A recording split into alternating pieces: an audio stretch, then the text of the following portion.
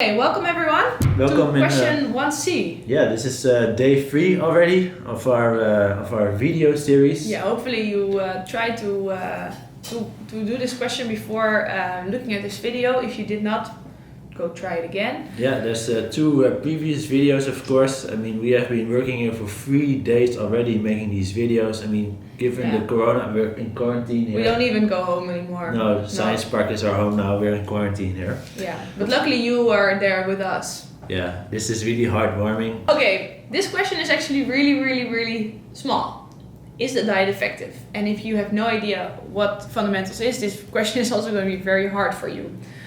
But we have already been thinking about what this question is actually resulting in. Let's say we have two parameters, we have a day and we have a glucose level, and we want to see if the glucose level effectively, let's say, lowers over the days. That's actually the thing that we have been discussing already for 3 days. Yes, so is the diet effective?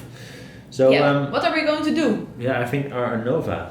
ANOVA? Yes, ANOVA. So is it a one or two-way ANOVA? So how many factors are there influencing our glucose concentration? I think it's only days here. So I think if there would also be, for example, different patients for which the glucose concentration was measured over multiple days, it would have been a two-way ANOVA. Yeah. So, but a two-way ANOVA in this case really doesn't make sense because you can also not specify the third group, let's say. Yeah. In that case, you would also have to have a more complex group coding, for example. With the double digits. Remember from that one day that we did this in the extensive exercise. Okay. So now we need to determine whether we are allowed to do this ANOVA the normal way or whether we need to use a non-parametric ANOVA. By the way, if this is a non-parametric ANOVA, which type of ANOVA test do we do? Kruskal-Wallis. Right? Yes. Yeah, Friedman is a two-way, so Kruskal is a one-way. Very well, you would have passed your weekly test of weekly test 6. I know. Okay, so there are 3 premises. Data should be normal. Well, we can assume that it is. Always assume unless stated otherwise that it is. Yeah, this is also indicated on your exam. Yeah, so we would really specify this. Assume this in these cases.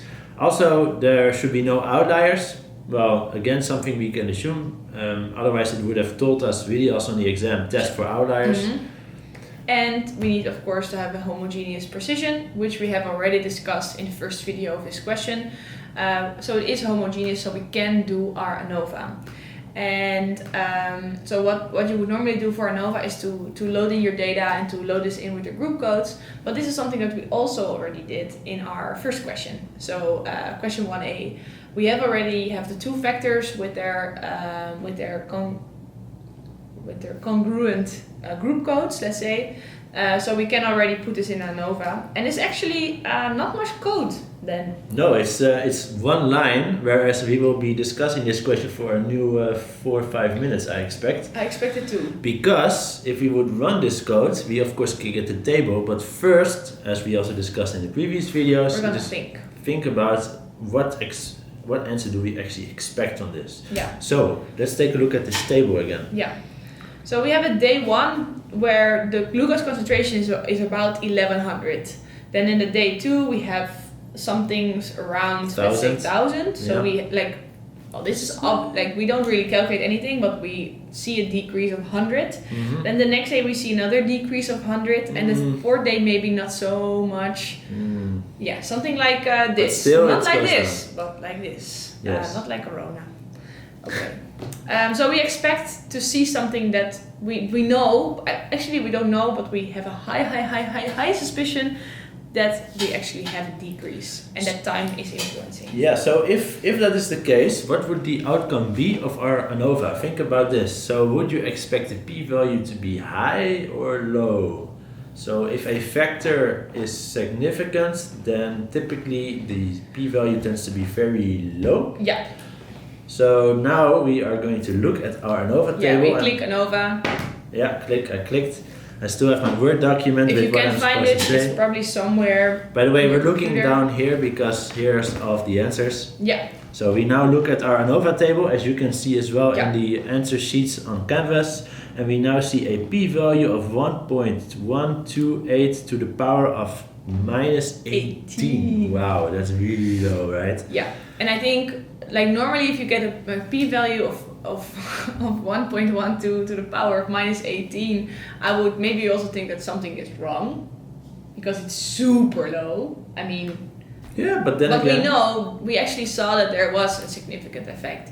In the case, for example, that right now you would have gotten a p-value of 0.9, there was probably something wrong with your group code or maybe with the data that you loaded in. There can be some mistakes, and it's very good always to have this feedback loop to yourself and think, is this question logical or not? And if it's not logical, check your data. Maybe you've made some kind of mistake. Maybe you switched around the double point commas, for example, specifying rows instead of columns. I mean, such small problems can occur in your exam, and then it's good to be aware of that. Yeah, so in the exam files, as we have discussed, you will be able, or you should, when we actually do the exam, you should supply two things: a MATLAB code file and a Word file.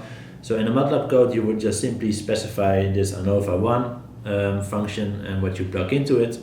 In the Word file, you would specify a lot of things, so you should make a screenshot of your ANOVA table, for example. You should also explain, what you expect the answer to be and what it is and whether that makes any sense. So really, I would recommend you here, for example, suppose your test would completely go wrong and you would get a very high p-value. Then I really think it is good if you specify in the Word document, hey, but I looked at the ANOVA table and I see that by day has really a strong influence. I see that on day 4, the concentrations are much lower than on day 1. I expect the p-value to be very small. It is not small for some reason. I probably made a mistake. That helps us to see, but the person did see that there probably is a mistake somewhere. In this case, you could also maybe make, like, for example, a box plot or something of the data. Like we've done this before as well, to see how, hey, I really see a difference, and the difference between the groups is definitely bigger than within the groups, but still I don't see a good p-value. And you can show us that you actually are like further than the statistical test, and that's actually what's going to give you points. Yeah. It could also, by the way, now that we're talking about it, could have been a question where, for example, the question tells you also take into account whether there's an outlier in the data or not. So, you should then do multiple things. So, of course, always plot this box plot. It's not done in these sheets, but it's a simple line of code to do it all the way at the start of the exercise. And it, by the way, also tells you more or less by eye whether there's going to be an outlier, because it will be very far away of the box and whiskers if that is the case. So in this case, if you would have plotted, you would have seen that there's no outlier, but yeah, so these are the things to do. Yeah, so the conclusion of this question: yes, the diet is effective, and that's it. Okay. It is effective. The next question is going to be very difficult, so we're going to have a day to look at it, and we'll get back to you tomorrow. Think. And please try to do this question before looking at the next video, because it will be giving you much more information if you actually perform the video. Hey, we have at least three weeks of waiting, probably 3 weeks from this video on. So a question a day keeps a bad grade at the exam at bay. Oh wow. Yes. Okay, see you tomorrow. Bye. Bye.